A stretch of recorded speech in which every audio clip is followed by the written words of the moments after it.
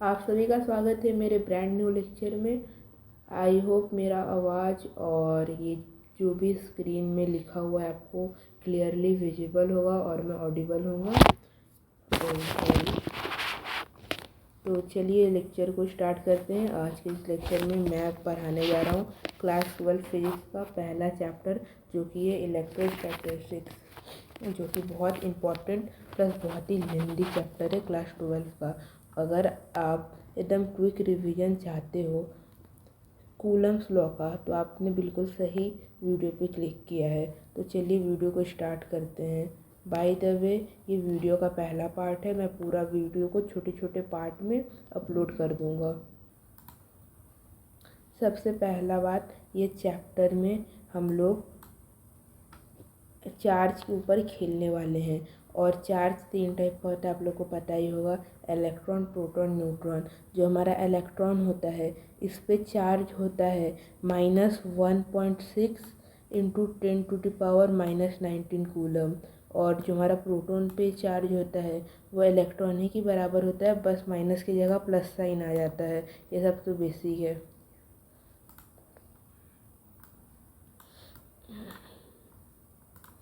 जो हमारा चार्ज होता है वो number of electron multiplied by charge on electron के बराबर होता है।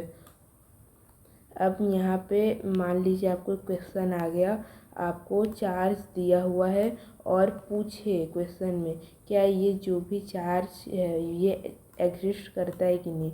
तो आपको क्या करना है, सबसे पहले फार्मूला लिखना है। फार्मूला लिखने के बाद आपको चार्ज गिवन है और आपको यहाँ पे बैठा देना है चार्ज का वैल्यू। चार्ज का वैल्यू मैंने आपको पहले ही बताया था, 1.6 इंटू 10⁻⁻19। अगर आपका n का वैल्यू एक होल नंबर आता है, अगर आपका n का वैल्यू एक होल नंबर आता है, होल नंबर या रियल नंबर, तो वो बिल्कुल सही आंसर है,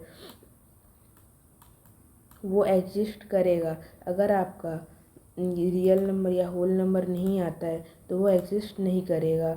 फॉर एग्ज़ाम्पल यहाँ पे एक चार्ज गिवन है, इसको मैंने इस फॉर्मूला में डाला और इसका नंबर ऑफ़ इलेक्ट्रॉन निकाला। इसका नंबर ऑफ़ इलेक्ट्रॉन 2 इंटू 10⁻⁻2 आया। ये एग्जिस्ट नहीं करता है।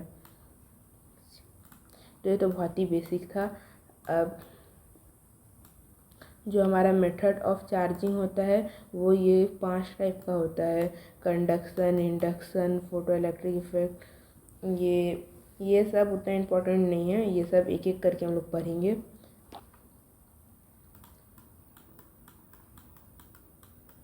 अब आते हैं मोस्ट इम्पॉर्टेंट कूलम लॉ के ऊपर।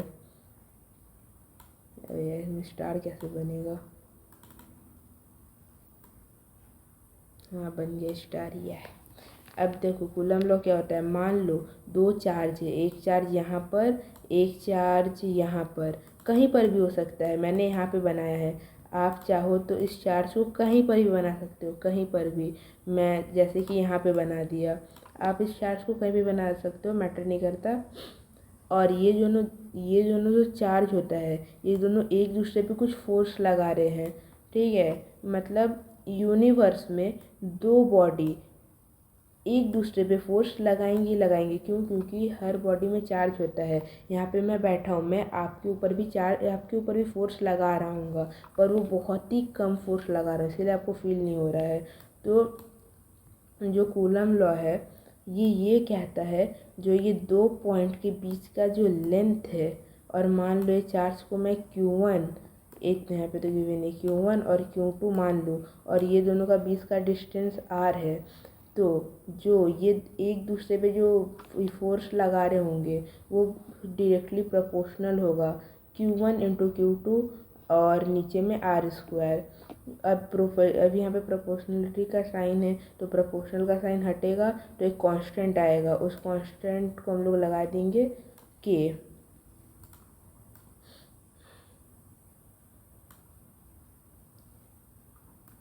और जो हमारा K का वैल्यू होता है वो 9 इंटू 10⁻⁹ होता है, जो कि यहाँ से आया है। ये आप चाहो तो सॉल्व कर सकते हो। और ये तो एकदम बेसिक है। 2 लाइक चार्ज रिपेल करता है और 2 अनलाइक चार्ज अट्रैक्ट करता है। अब आते हैं क्वेश्चन के ऊपर। ये जो भी थ्योरी था वो हो गया। थ्योरी पे ये थ्योरी बस इतना पढ़ो, इतना तुमको समझ में आ जाए कि उसके अंदर है क्या। उसके बाद डायरेक्ट क्वेश्चन लगाओ। क्वेश्चन लगाओगे तभी तुम्हारा कंसेप्ट क्लियर होगा। क्वेश्चन क्या बोल रहा है, नेट चार्ज निकालना है, ठीक है, नेट फोर्स निकालना है गिवन चार्ज पार्टिकल पर। हम लोग को ये क्यू चार्ज के ऊपर नेट फोर्स निकालना है। और यहाँ पे एक चार्ज, यहाँ पे एक चार्ज, यहाँ पे एक चार्ज है। तो सबसे सिंपल वे देखो, ये भी पॉजिटिव चार्ज है, ये भी पॉजिटिव चार्ज है। तो ये दोनों ये क्या करेगा जल्दी बताओ, रिपेल करेगा, क्योंकि लाइक चार्ज रिपेल करता है। फिर ये वाला चार्ज इसको ऐसे रिपेल करेगा। अब देखो ये वेक्टर फॉर्म में बन गया कि नहीं। यहाँ पे एफ चार्ज, यहाँ पे एफ फोर्स लगाएगा, यहाँ पे एफ फोर्स लगाएगा। और मैंने आपको एफ का वैल्यू निकालना सिखाई दिया है। वही कूलम बाबा का लॉ लगाओ, Q1 इंटू Q2, अब नीचे में R²। तो ये देखो ये इक्विलेटरल ट्रायंगल है, तो यहाँ पे जो एंगल बनेगा 60 डिग्री बनेगा। और आपने वेक्टर तो पढ़ाई होगा क्लास 11 में, और आप वेक्टर से इसका रिजल्टेंट वेक्टर निकाल दोगे जो कि आएगा F√3 या ये K into Q1 Q2 R²√3। अब मैं आपको समीर खोपचा कंसेप्ट बताने जा रहा हूँ। अगर दो वेक्टर का सेम मैग्नीट्यूड है, जैसे कि इस केस में सेम मैग्नीट्यूड था और एंगल 60 डिग्री है, तो जो एफ नेट होगा, मतलब जो आपका रिजल्टेंट वेक्टर होगा, वो आपका ये एफ इंटू √3 टाइम्स आएगा। अगर 120 हुआ तो आपका मैग्नीट्यूड जो का 2 रहेगा। अब इस एग्जांपल में देखते हैं, हमें नेट फोर्स निकालना है इस वाले के ऊपर, ठीक है। तो सबसे पहले ये दोनों लाइक चार्ज है, तो अट्रैक्ट करेंगे, ऐसे निकल जाएगा।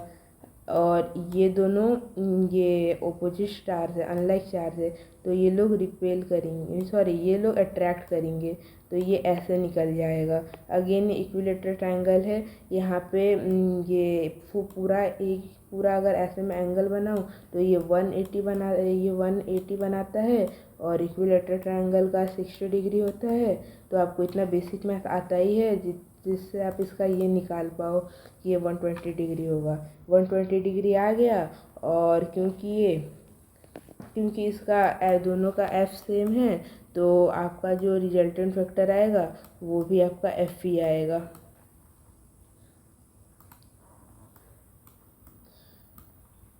देखिए जो हमारा एफ नेट आया वो जो का तो आ गया, और यहाँ पे क्यों सेम है इसलिए Q² हो गया। अब आते हैं स्क्वायर वालों सवाल में। अब मान लीजिए आपको इसके रिस्पेक्ट में ये निकालना है, फोर्स निकालना है। अब देखिए यहाँ पे लाइक चार्ज, ये बहुत ही ईजी है, बस आपको हल्का सा प्रैक्टिस का ज़रूरत है, फिर आप इसमें एक्सपर्ट हो जाओगे। ये देखिए यहाँ पे लाइक चार्ज है, यहाँ पे लाइक चार्ज है, ये ऐसे करेगा रिपेल, ये लाइक चार्ज ऐसे करेगा रिपेल, और ये ऐसे नीचे की तरफ करेगा रिपेल। अब यहाँ पे देखिए इसका लेंथ तो सेम होगा, पर इसका लेंथ सेम नहीं होगा, क्योंकि स्क्वायर में जो डायगोनल का लेंथ होता है वो L√3 होता है। मान लीजिए अगर ये वाला डिस्टेंस L है, ये वाला साइड, तो ये L√3 हो जाएगा। और मैंने आपको बताया ही कैसे निकालना है, तो आप यहाँ से वेक्टर निकाल सकते हैं। यहाँ पे आ गया, तो आगे आपको ये दोनों का रिजल्टेंट वेक्टर निकालना है, जो कि कुछ जो ऐसे आ जाएगा। फिर आपको ये एफ डैश के साथ यही रिजल्टेंट वेक्टर को ऐड कर देना है, तो आपका आंसर ये आ जाएगा। ये वीडियो को पॉज कर लीजिएगा और कॉपी पेन पे सॉल्व करिएगा, और फिर ये मैच हो जाएगा, फिर आगे बढ़िएगा।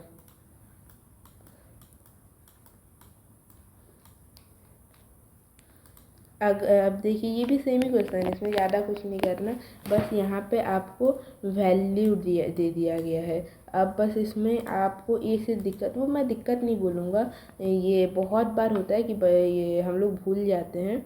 रिजल्टेंट वेक्टर निकालना, ठीक है। ये कॉमन बात है। देखिए जैसे कि उसके अंदर हम लोगों का जो ये वाला रिजल्टेंट वेक्टर आया था, रिजल्टेंट बोल रहा हूँ, जो इन दोनों का रिजल्टेंट वेक्टर आया था वो इसी के ऊपर आ गया था। क्यों? क्योंकि उनका हर कोना का चार्ज का मैग्नीट्यूड सेम था। पर इस केस में वैसा नहीं होगा। इस केस में जिस मतलब जो वेक्टर के पास ज़्यादा मैग्नीट्यूड है उस तरफ 8 डिग्री एंगल में हमारा वो मुड़ जाएगा वेक्टर, और फिर ये दोनों वेक्टर का हम लोग को रिजल्टेंट वेक्टर निकालना होगा। ये भी वेक्टर ही का पार्ट है, अक्सर हम लोग भूल जाते हैं, इसलिए मैंने वाला क्वेश्चन डाला था। अब इसमें भी आ जाते हैं, ये भी सेम ही क्वेश्चन है, बस इसमें एक माइनस दे दिया तो क्या होगा, ये अट्रैक्ट करेगा तो ऐसे फोर्स हो जाएगा, और बाद बाकी सेम रहेगा। तो अब यहाँ से रिजल्टेंट निकाल नहीं लोगे, बहुत ईजी है, एकदम हलवा है। तो ये सब प्रैक्टिस करना। अब इस पे आ जाते हैं। मान लीजिए यहाँ पे एक ब्लॉक रखा है और यहाँ पे एक ब्लॉक रखा है, और इसका मास दे दिया गया और चार्ज दे दिया गया है, और इन दोनों के बीच का डिस्टेंस दे दिया गया है। तो ये दोनों लाइक चार्ज है, तो इस तरफ में ये लोग फोर्स लगाएंगे, जो कि फोर्स का वैल्यू ये होगा। और हमें क्या निकालना है, minimum force required to remain the block at rest. हम लोग को मिनिमम फोर्स का वैल्यू निकालना है जिससे ये रेस्ट पे रहे। और इस पर कुछ फ्रिक्शन भी लग रहा होगा, जिसको मैंने म्यू ले लिया है। और ये बहुत ही इजी है, मतलब आपको इसका आंसर निकालने के लिए एनएलएम पढ़ा होना चाहिए, तो आपको क्रिस्टल क्लियर हो जाएगा। इसके अंदर है कुछ नहीं, जो हमारा ये नेट फोर्स है वो एफएस मैक्स के बराबर में हो जाएगा, और आपका ये वाला आंसर आ जाएगा। अगर आपने एनएलएम नहीं पढ़ा क्लास 11 का तो आपको वाला क्वेश्चन समझ में नहीं आने वाला। अब ये भी सेम क्वेश्चन है, बस इसमें आपको ऐसे मतलब टिल्ट कर दिया गया है। टिल्ट करने से इसमें आपको कंपाउंड निकालना होगा, ठीक है। कंपाउंड कैसे निकलेगा, सिंपल है, ऐसे फोर्स लग रहा है तो ये ऐसे चला जाएगा और ऐसे चला जाएगा, और फिर आपका ये हो जाएगा, ये आपका ऐसे निकल जाएगा। एक गलती हो गया मुझसे, ऐसे जा रहा है तो ये आपका एक फोर्स ऐसे आएगा, एक फोर्स ऐसे आएगा, एक फोर्स ऐसे आएगा। ये वाला फोर्स कैंसिल कर देगा, और ये वाला जो फोर्स बचेगा म्यू कॉस थीटा वो आपका लगेगा, और जो आंसर आया था उसमें आप ऐड कर देंगे तो आपका वाला आंसर आ जाएगा। आई होप आपको वाला लेक्चर समझ में आया हो। इस वाले लेक्चर में हमने कूलम लॉ पढ़ा, और उसका 2-4 क्वेश्चन लगाया। और अगर इससे हमें क्या पता लगता है, इससे हमें यही पता लगता है कि हमारा 11 का कंसेप्ट बहुत ज़्यादा स्ट्रांग होना चाहिए। आई होप ये आप सारे क्वेश्चन कर पाए होंगे। अगर आप नहीं भी कर पाए तो कोई बात नहीं, मैं बहुत ही अच्छे से एक्सप्लेन वीडियो लाऊंगा। ये तो एक क्विक रिवीजन टाइप में था, और उस वीडियो में मैं आपको हर एक क्वेश्चन अच्छे से एक्सप्लेन करूँगा। अगर आपने न्यूटन लॉ ऑफ मोशन नहीं भी पढ़ा तब भी मैं आपको ये सब क्वेश्चन ऐसे पढ़ाऊँगा, आपको लगेगा ही नहीं कि आपने न्यूटन लॉ ऑफ मोशन नहीं पढ़ा है। पर वो लेक्चर बहुत ज़्यादा लंबा हो जाएगा, अगर वो लेक्चर को मैं यही लेक्चर में अगर वो बताने लगूँ तो, इसलिए मैं इसमें नहीं बता रहा हूँ। तो मिलते हैं नेक्स्ट लेक्चर में, बाय।